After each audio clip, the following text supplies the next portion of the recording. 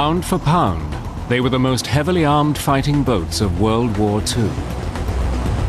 These 50 tons of fast fighting fury were the smallest and most maneuverable naval craft, and fully war-loaded could exceed an amazing 45 knots. Screwed and glued together on a hull made of wood, they took on the enemy at close quarters with greater frequency than any other type of surface craft. And in one of the greatest stories of survival in World War II, the PT would play a vital role in the making of an American president, John Fitzgerald Kennedy.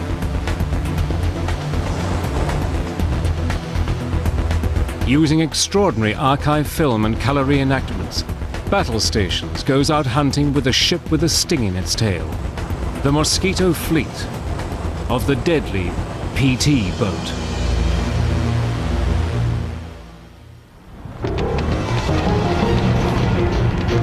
Patrol Torpedo, or PT boats, are built for an astonishing variety of missions.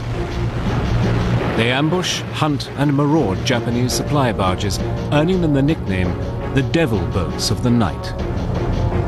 These giant killers carry out high-speed torpedo runs on heavily armed cruisers, and when ordered, sneak into enemy-held territory to drop off spies. The words of John Paul Jones, "Give me a fast ship, for I intend to go in harm's way," seem to have been written for a boat that is reliant on speed for its survival. The story of the Patrol Torpedo boat begins with the development of the Mosquito Fleet's sting, the torpedo. Torpedoes have been around since the American Civil War, but they were massively unreliable. In 1866, Robert Whitehead, an English engineer, developed the first self-propelled torpedo. It was a technological breakthrough. Here you have a weapon that could be launched at some distance, not necessarily from a ship the size of a battleship, that could sink just about anything afloat. On June the 10th, 1918, the world sat up and took notice when an Italian motor torpedo boat sank the huge Austro-Hungarian battleship Szent István.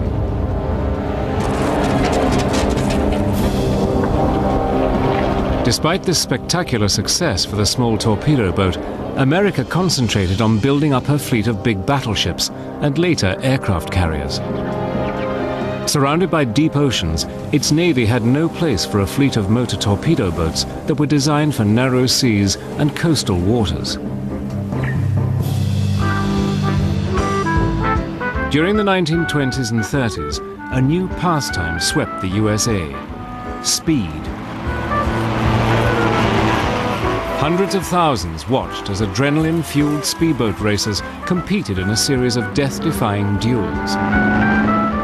The technologies used by these super-fast craft would later shape the design of the PT boat.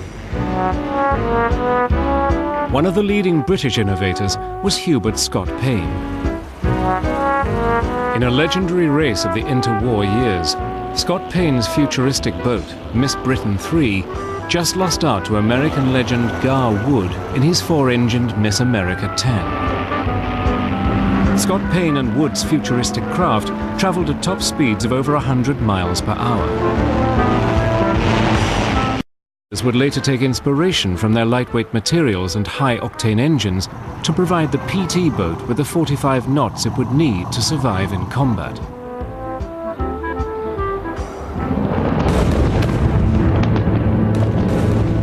In September 1931, across the Pacific Ocean, Japan invaded Manchuria. It was the beginning of a blitzkrieg across the Far East.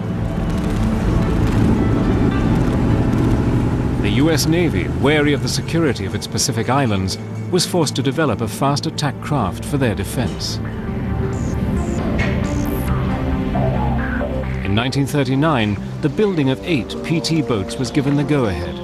But most were considered obsolete even before they were completed, as the US Navy showed more interest in the designs of Scott Payne. He was pretty much a speed freak.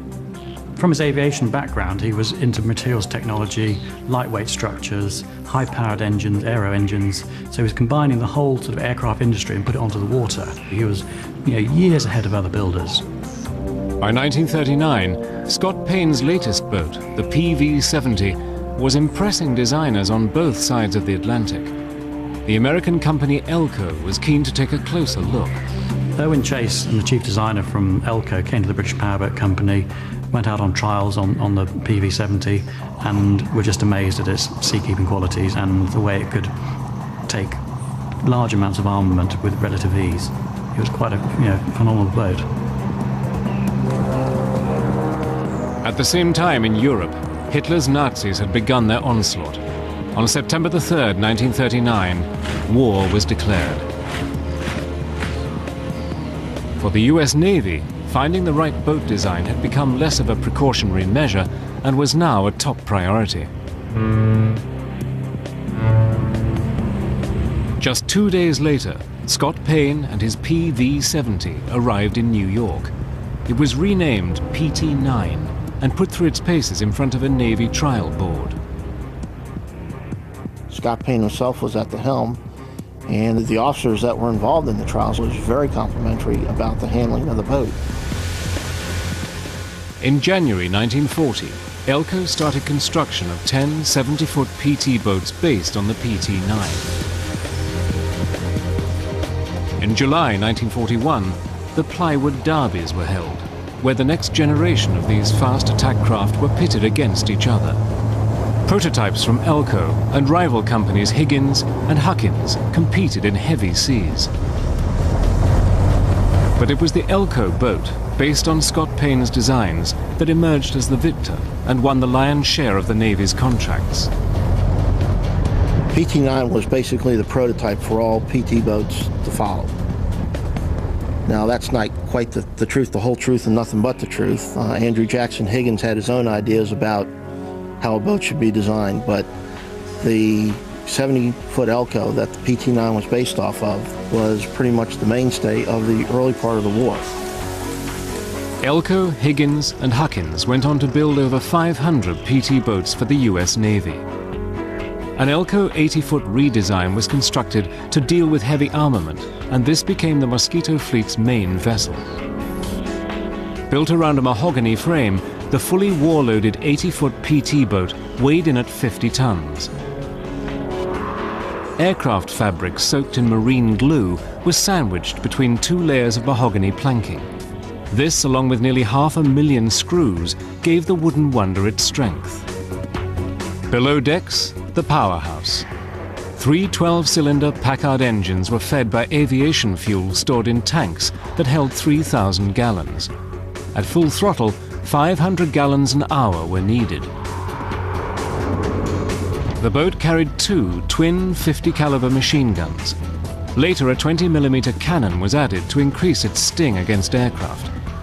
As the boats took on different enemy targets, more machine guns and even mortars were put in place. Most boats carried 4 Mark 8 torpedoes with a range of over 5 miles and an awesome 300-pound warhead. The PT boats would not have to wait long for action.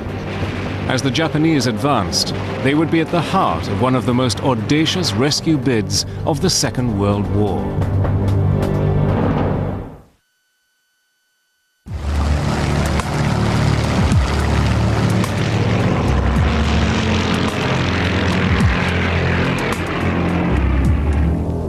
On December the 7th, 1941, carrier aircraft of the Imperial Japanese Navy attacked Pearl Harbor, bringing America headlong into a new world war.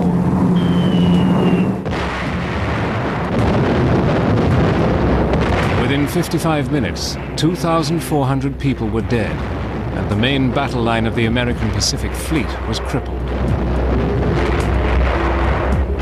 Amid the chaos and carnage, 2 gunners on board one of the new PT boats were credited with bringing down the first Japanese aircraft of World War II.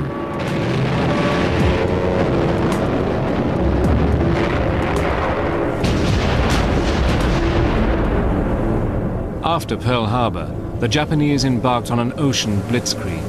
A totally unprepared America was rapidly driven back.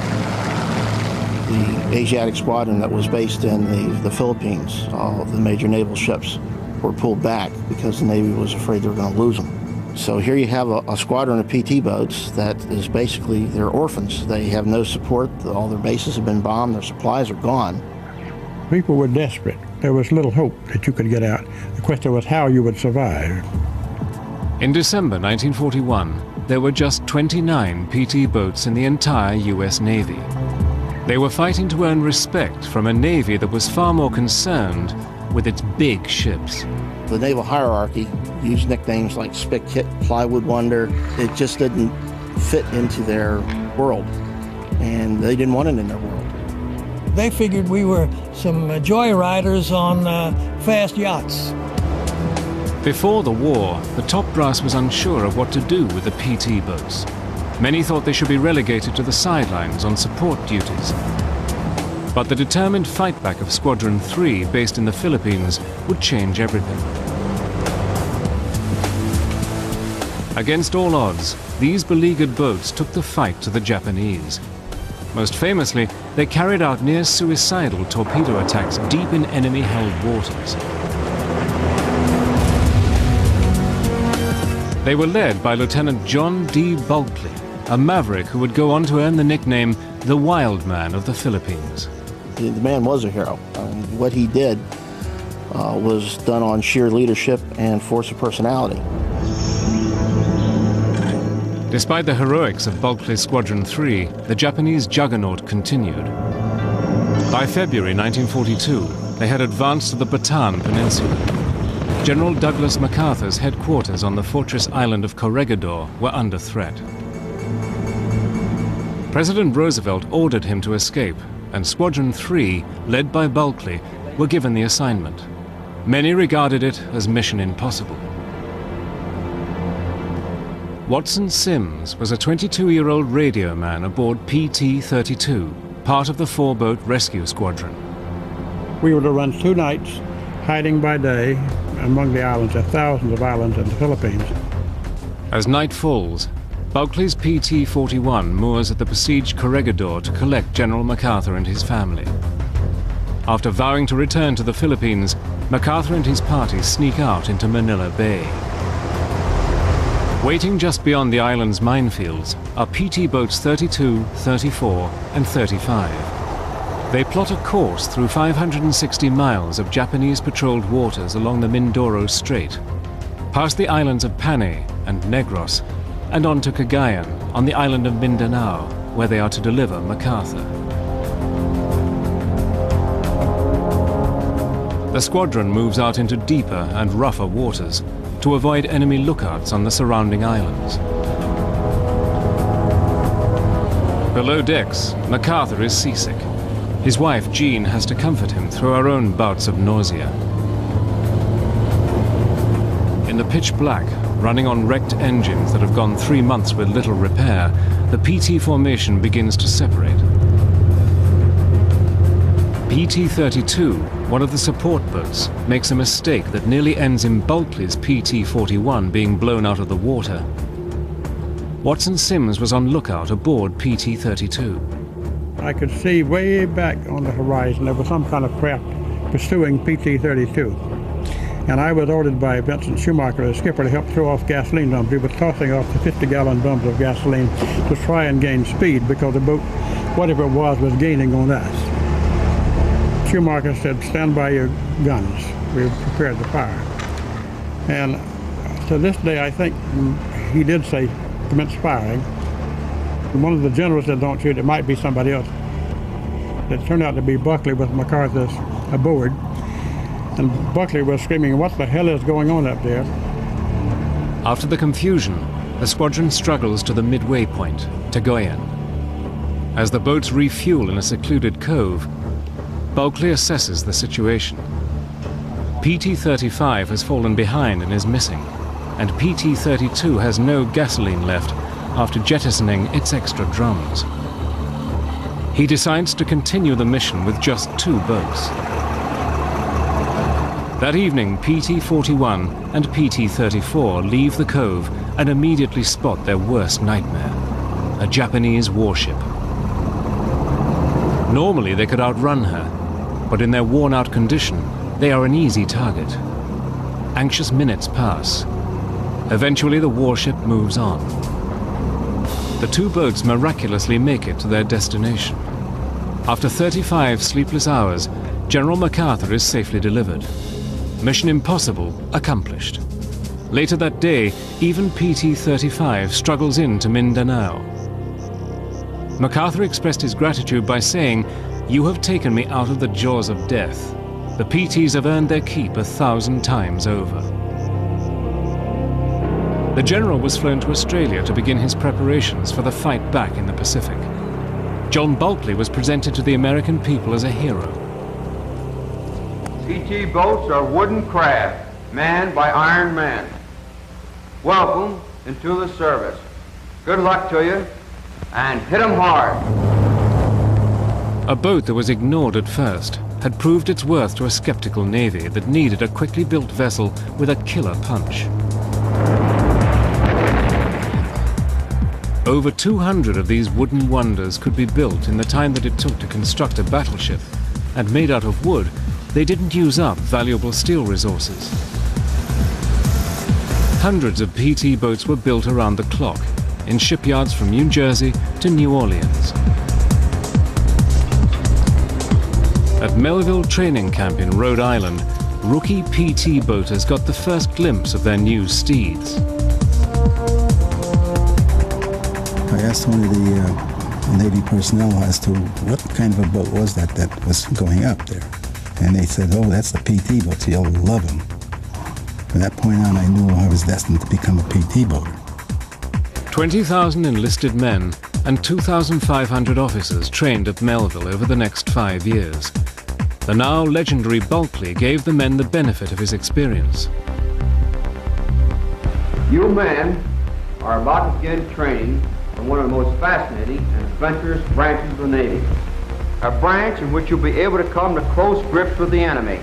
And when at close grips, to deliver a blow with one of the most powerful craft this war has developed and exploited, the motor torpedo boat, the PT. With its swashbuckling image, young Ivy Leaguers and college sportsmen rushed to sign up for the new boats. We did have a lot of football stars and a couple of All-Americans on our squadron. I guess we were kind of hot shots, I suppose. I don't know. Getting used to the PT boat's notoriously rough ride was crucial for these novice crews. They tried to get us a little seasick, so they had pork chops for us the first time I was out. Some of the trainees had a little trouble keeping the pork chops down, I can tell you. The graduates of Melville would soon be put to the test. Battling against an increasingly deadly enemy, the men have to adapt their tactics and their boats if they are to win the bloody war in the Pacific.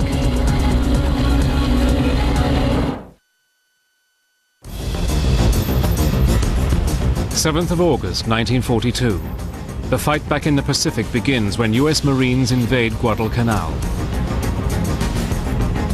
The Japanese ran destroyers along the Slot, a deep channel of water that separates the Solomon Islands. Nicknamed the Tokyo Express, they carried essential supplies to enemy forces on Guadalcanal. Orders were given to stop them from reaching their terminal. For its crews, the PT boat was about to become a true home away from home. A typical PT boat provided fighting and living space for 2 officers and 10 enlisted men. Above decks, gunners were positioned throughout the boat, at the bow, amidships, and at the stern. The torpedo man was located next to the tubes or racks to loose the deadly fish during a run on an enemy ship. The officers were normally found on the bridge. This was the boat's nerve center. It's from here that attacks were coordinated. Just under cover, below the bridge, was the radio man stationed. The main sleeping and eating quarters were here in the bow of the boat.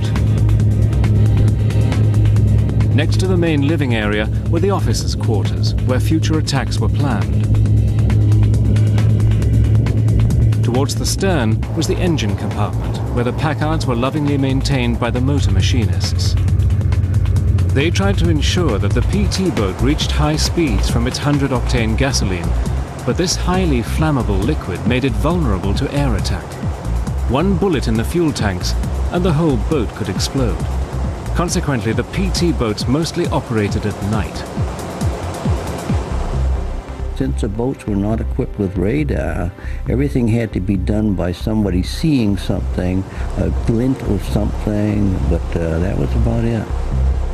Sometimes the only way they knew the destroyers had gone through was the boats started bobbing around from the wake of the destroyers. And then when the boats did go into attack, then launch their torpedoes and hope the torpedoes didn't flash, hope the torpedoes ran right. If the destroyers spotted them, they would open up and run like all get out, trying to get away.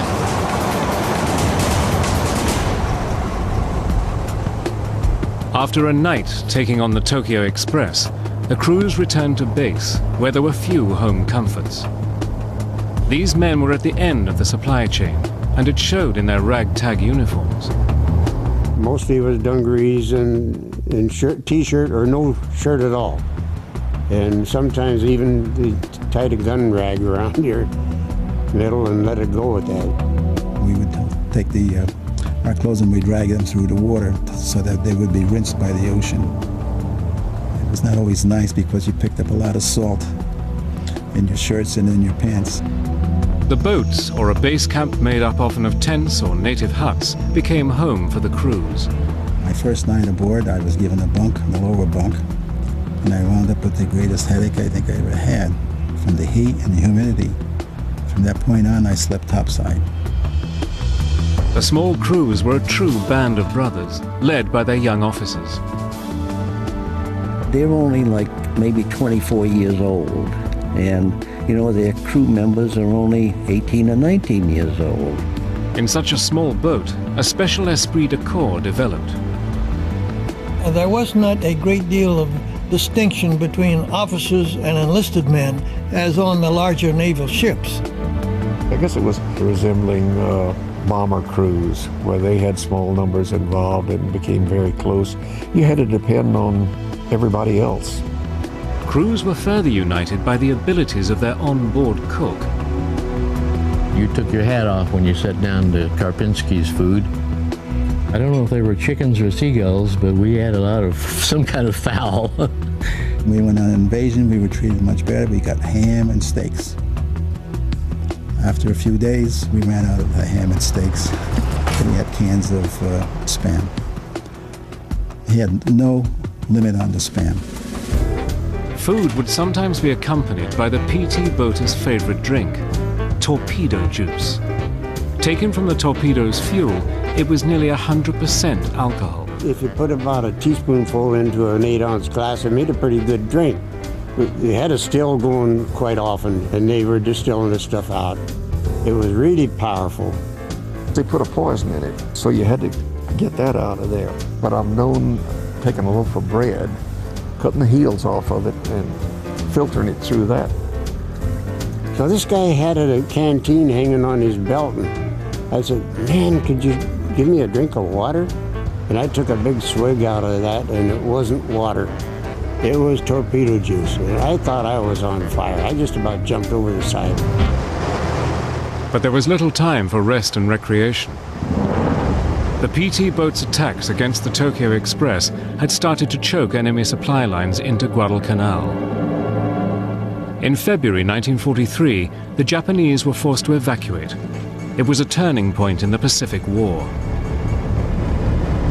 But victory celebrations were short-lived, as the Mosquito fleet was given its next assignment, the battle for New Georgia. The Japanese learned from their casualties at Guadalcanal and were no longer willing to risk cruisers and destroyers to supply their island forces. They started to use coastal barges, low-slung vessels that carried guns of up to 40mm caliber, equal to the heaviest armament of a PT boat.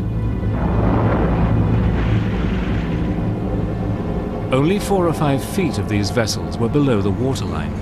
The PT's torpedoes only worked effectively in depths of below 5 feet, so passed harmlessly underneath.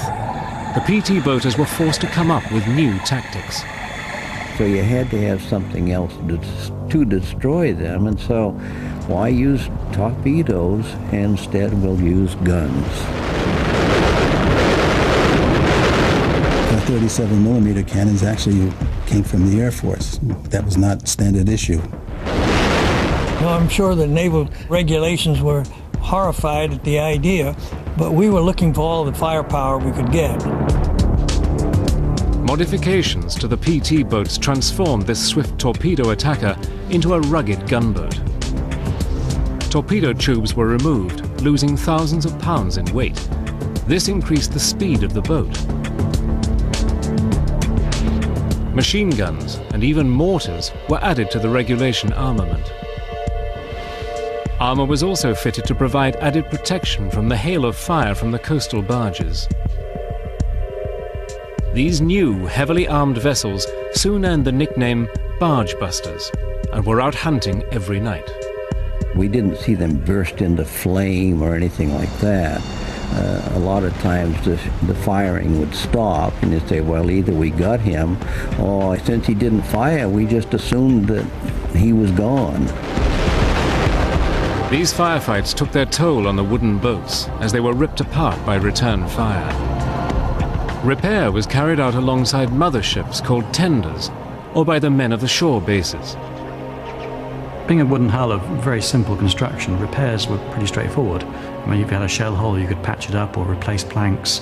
Unless it was major structural damage, then they could be pretty well, put back together. A little glue and some more plywood and a couple of bolts, and you screw them together, and they're pretty easy to patch up. Get out on patrol again.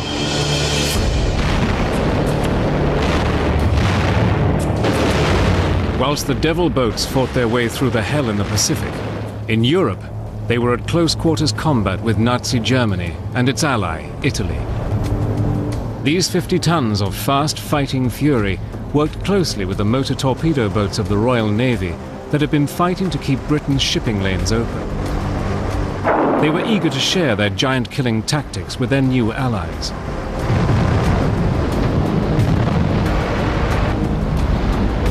Most of the new arrivals were sent straight out on patrol in the Mediterranean. Our job in the Mediterranean was to attack the F-lighters. They were shallow barges, very heavily armored, and they carried the freight to the German front along the western Italian coast. The F-lighter was 170 feet long and could transport 120 tons of cargo, including the fearsome Tiger tank. They traveled at approximately 10 knots and had a mixture of armament up to the mighty 88mm gun. The 88 was a deadly weapon and was used very successfully by the Germans on those.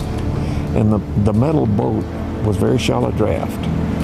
And we even tried wiring the rudders of the torpedo up to where it would run on the surface, which was unsuccessful, and finally decided that we were not equipped to really combat them.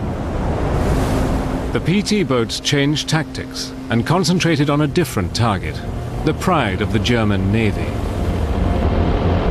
The E-boat, short for Enemy War Motorboat, was 106 feet long and weighed 78 tons. Longer and heavier than the PT boat, it was powered by 3 16-cylinder diesel engines. With 2 torpedo tubes, a 37mm anti-aircraft cannon, and a 20mm gun on the stern, this heavily armored vessel was a serious adversary for the all-wooden PT boat. An E-boat was a pretty fearsome thing to come up against. Similar sort of speed, 43, 44 knots. A lot more firepower, but not as maneuverable as a PT boat. PT boats would attack in groups and packs, and it was an element of surprise that would outwit the Germans. In the Mediterranean, the Devil boats hunted for their prey using the new technology of radar. They patrolled in threes, sailing side by side until the chance came to unleash their torpedoes. Side by side was much better because if you were the third boat in a line of boats, the fish had already gone and alerted the enemy, and you caught a lot of flack. When the firefights got too intense, the PT boats had another weapon which made them invisible. Smoke generators mounted at the rear of the boat. With the smoke screens, we were able to avoid, if they needed to be, we could combat them successfully and did. At the end of a 2-year operation in the Mediterranean, the PT boat's tally would be 23,000 tons of essential enemy shipping sunk. Much of this was the result of the pinpoint execution of a tried and true attack plan. So as we start on our run, the first thing you do is rig out the torpedo tubes. So the gunner's mates would go out and crank in these tubes. They would swing out. Each one had one torpedo. When you hopefully get a visual sighting, and there's a little torpedo gauge affair that you use to, not very exacting actually. You would settle down so that you weren't waving too much, and yell fire, and it would fire the 5-inch shell. The gas from the shell going off drove the torpedo out of the tube. Then you wait and hope you'd see an explosion. Then we would usually beat a hasty retreat.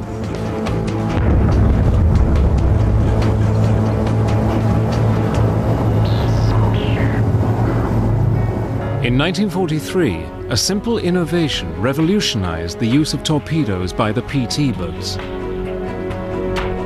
The old torpedoes were fired from their tubes by using an explosive charge, which expelled them at 40 feet per second. But the accompanying flash often gave the boat's position away during a night attack. A lightweight rack system was developed. This enabled the torpedoes to roll off the side of the boat. On release, the torpedo's motors started and powered the fish to their prey. This rack system was more efficient and lighter. We lost about 2,000 pounds per torpedo, getting those big tubes off and getting this little simple rack. And from then on, the boats were faster and the torpedoes were more accurate. In July 1943, Allied forces invaded Sicily. As the drive into occupied Europe began, the PT boats patrolled the beachheads and defended ground troops where coastal minefields made it too risky to use deep draft vessels.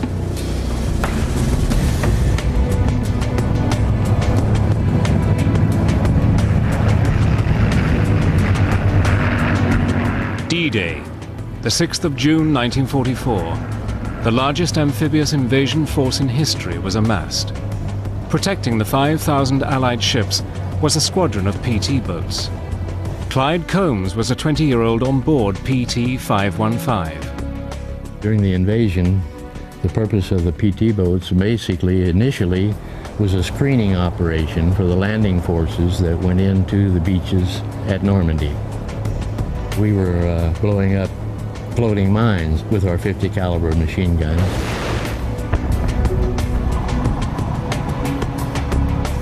One thing that I remember was the darkness of the night and hearing the sounds of planes, and as soon as it got daylight, all of the C-47s carrying the paratroopers, they did a wonderful job. From our station point, you could see the landing craft. We were probably maybe half a mile offshore. Throughout D-Day and the days beyond, the PT boats were on lookout at the western end of the invasion fleet for any German naval counterattack. We were constantly on alert with the radar again, but in our particular area during the early days of the invasion, the E-boats had stayed on around the other side of the Cherbourg Peninsula. The invasion of France signaled the beginning of the end for the Nazis. But the war against the Japanese still had to be won. In the Pacific Ocean, a 26-year-old lieutenant who would later become president faced an ordeal that would become the most famous PT boat story of World War II. By August 1943, the PT boat and its constant attacks against the coastal barges and the warships of the Tokyo Express had started to take their toll. The factories in America had supplied these Pacific raiders with squadrons of new boats, and the men who sailed in them were keen to take their fight to the Japanese. On the morning of August the 2nd, a young lieutenant named John F. Kennedy is out commanding PT 109, which is part of a 15-boat group patrolling off the island of New Georgia. Jack was a very popular fellow. People admired him. He was just a good officer. He just was. That's all there is to it. He was a great boat handler, having had experience up north around his home, you know, in sailboats and things. He had a little wind-up Victrola, and he brought records. And so he'd play those records, and we'd listen to them.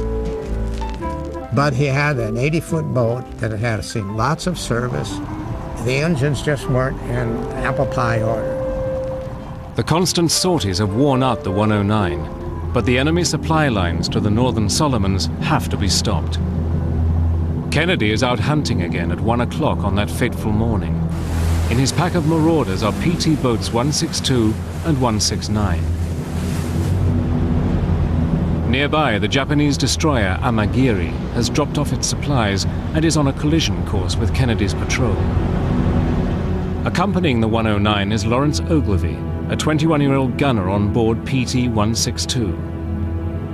Kennedy took the lead, and we were loafing along there on one engine, which is not really what was recommended, but to save gas, and you couldn't see where you were going.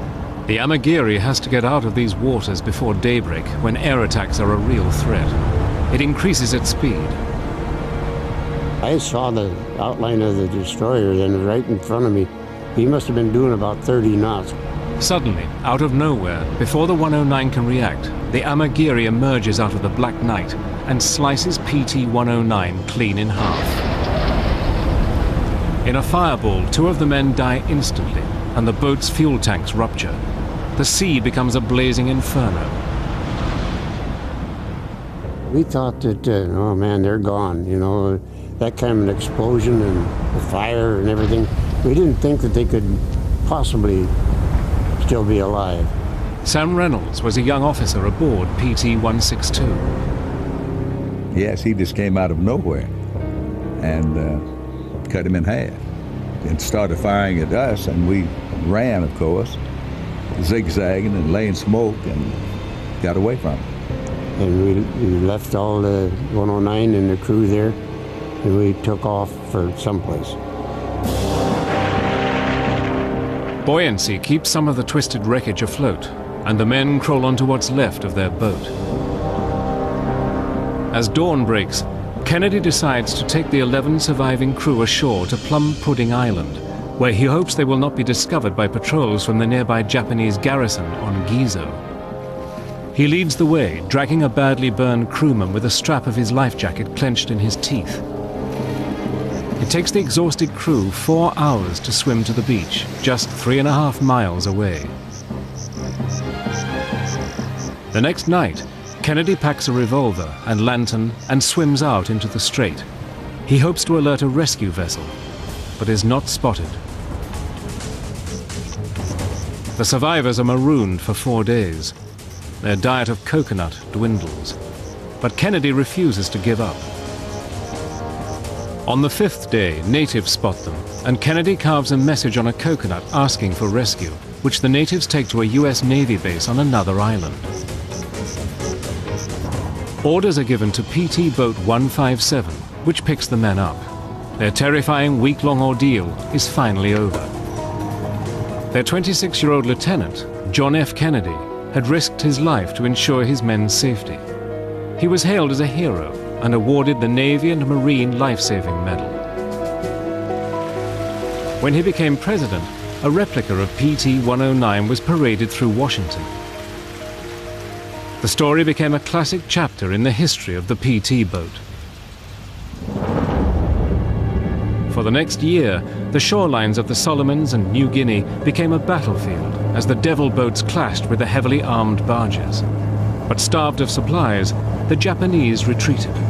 On October the 24th, 1944, General MacArthur fulfilled his pledge to the Filipino people.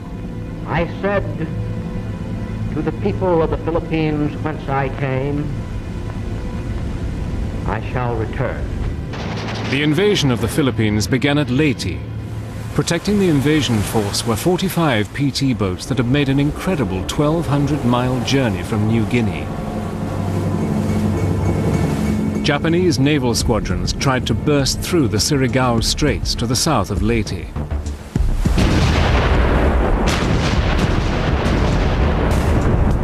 PT boats would act as scouts for the US battleships and cruisers.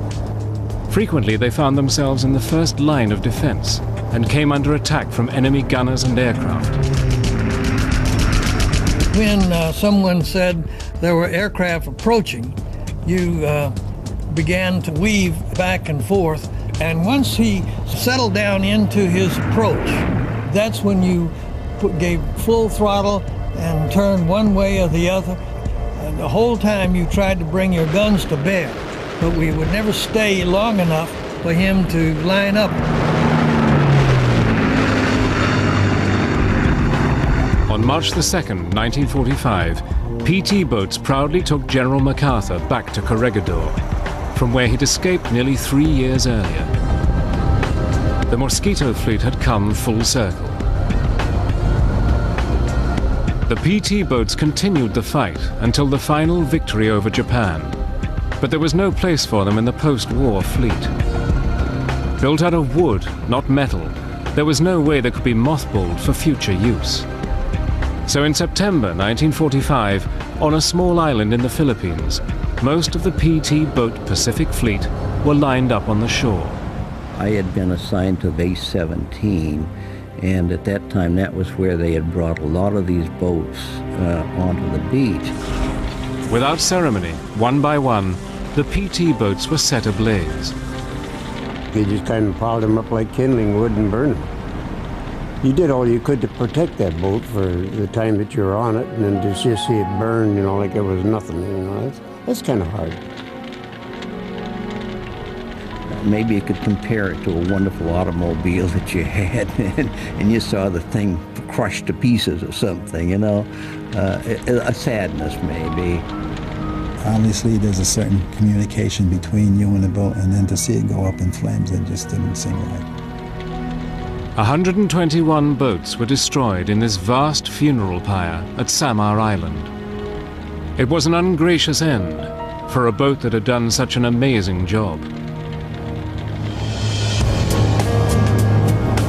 From the hell of the Pacific to the invasion of Europe, this giant killer with the heavyweight punch will be remembered forever by the men who served on it. I've been on many ships, and I think probably my greatest love affair was the PT boats. You still think, I guess, of your first love, maybe. There was no other comparison, actually, as far as boats are concerned, because there is only one attack boat, and that was the PT boat.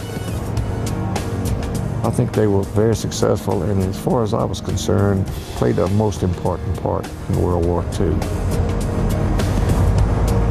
It was a boat that struggled for early recognition, but the brilliance of its design, the daring of its missions, and the courage and sacrifice of its crews will ensure that the PT boats of the Mosquito Fleet will never be forgotten.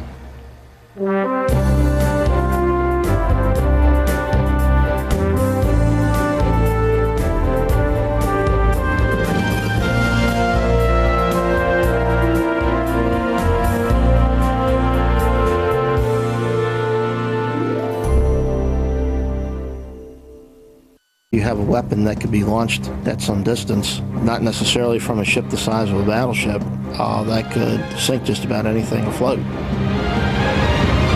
On June the 10th, 1918, the world sat up and took notice when an Italian motor torpedo boat sank the huge Austro-Hungarian battleship Szent István.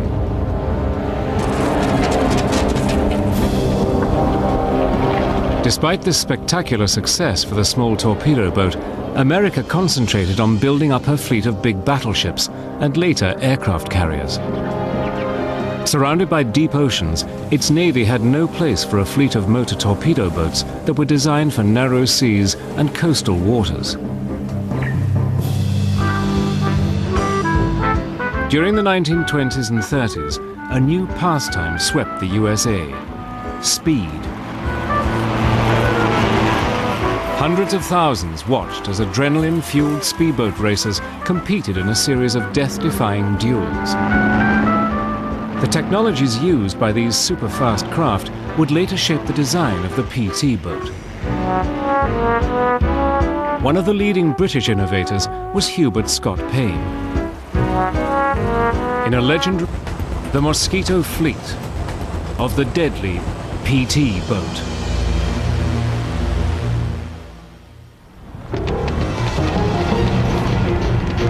Patrol Torpedo, or PT boats, are built for an astonishing variety of missions. They ambush, hunt, and maraud Japanese supply barges, earning them the nickname the Devil Boats of the Night. These giant killers carry out high-speed torpedo runs on heavily armed cruisers, and when ordered, sneak into enemy-held territory to drop off spies. The words of John Paul Jones, "Give me a fast ship, for I intend to go in harm's way," seem to have been written for a boat that is reliant on speed for its survival. The story of the Patrol Torpedo boat begins with the development of the Mosquito fleet's sting, the torpedo. Torpedoes have been around since the American Civil War, but they were massively unreliable. In 1866, Robert Whitehead, an English engineer, developed the first self-propelled torpedo. It was a technological breakthrough.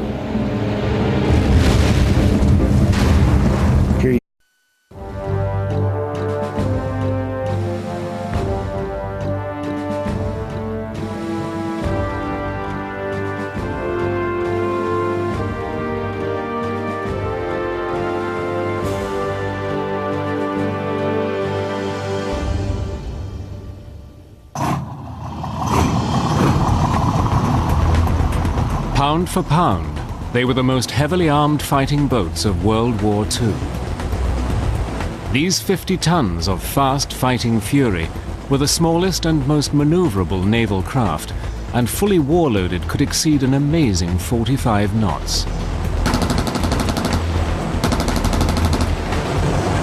Screwed and glued together on a hull made of wood, they took on the enemy at close quarters with greater frequency than any other type of surface craft. And in one of the greatest stories of survival in World War II, the PT would play a vital role in the making of an American president, John Fitzgerald Kennedy.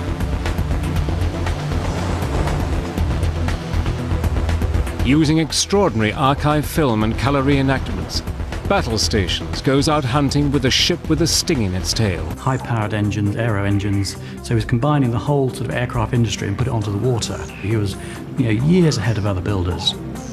By 1939, Scott Payne's latest boat, the PV-70, was impressing designers on both sides of the Atlantic. The American company Elco was keen to take a closer look. Owen Chase and the chief designer from Elco came to the British Powerboat Company, went out on trials on the PV-70, and were just amazed at its seakeeping qualities and the way it could take large amounts of armament with relative ease. It was quite a phenomenal boat. At the same time in Europe, Hitler's Nazis had begun their onslaught. On September the 3rd, 1939, war was declared. For the US Navy, finding the right boat design had become less of a precautionary measure and was now a top priority. Just 2 days later, Scott Payne and his PV-70 arrived in New York. It was renamed PT-9 and put through its paces in front of a Navy trial board. Scott Payne himself was at the helm, and the officers that were involved in the trials was every race of the interwar years. Scott Payne's futuristic boat, Miss Britain 3, just lost out to American legend Gar Wood in his four-engined Miss America 10. Scott Payne and Wood's futuristic craft traveled at top speeds of over 100 miles per hour. This would later take inspiration from their lightweight materials and high-octane engines to provide the PT boat with the 45 knots it would need to survive in combat.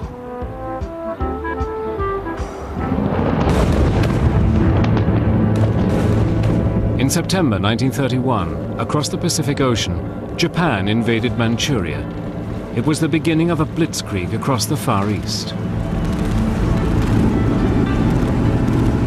The US Navy, wary of the security of its Pacific islands, was forced to develop a fast attack craft for their defense. In 1939, the building of 8 PT boats was given the go-ahead, but most were considered obsolete even before they were completed, as the US Navy showed more interest in the designs of Scott Payne. He was pretty much a speed freak. From his aviation background, he was into materials technology, lightweight structures,